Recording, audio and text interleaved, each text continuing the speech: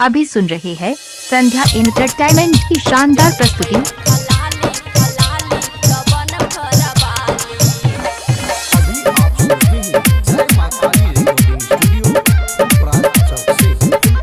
Presented by Sandhya entertainment.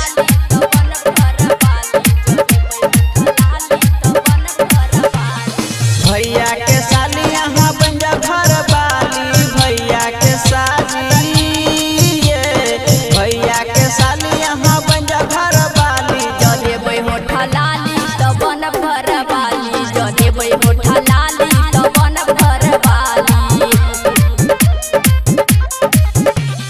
भैया के साली यहाँ बन जा घर वाली, भैया के साली ये भैया के साली यहाँ बन जा घर वाली। जले बै होठा लाली तो बन घर वाली, जले बै होठा लाली तो बन घर वाली।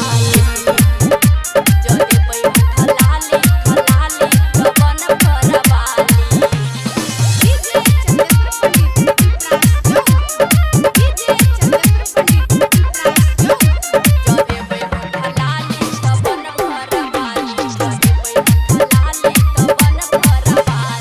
टीका देव नथिया देव देव कनक बाली। या दीदी यदि कहते तो बन घर वाली।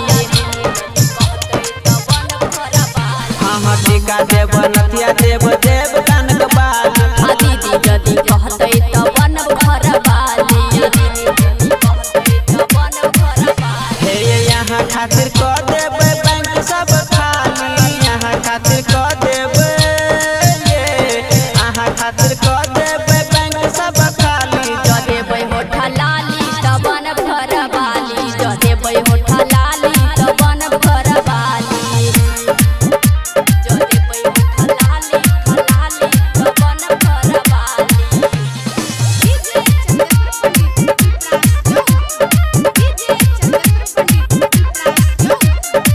बै होठा लाली तो बन घर वाली, जले बै होठा लाली तो बन घर वाली। लागे छी यहाँ गुलाब नियन खिलल। दीदी के देवर ने आहा सनक मिलल। हे लागे छी यहाँ गुलाब नियन खिलल। दीदी के देवर ने आहा सनक मिलल।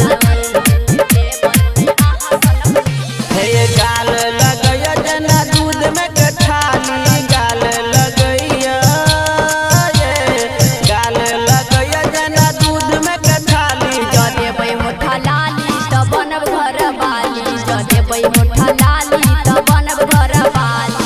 भैया के साली यहाँ बन जा घर वाली, भैया के साली ये भैया के साली यहाँ बन जा घर वाली। जले बै होठा लाली तो बन घर वाली, जले बै होठा लाली तो बन घर वाली। बुझलिए यो।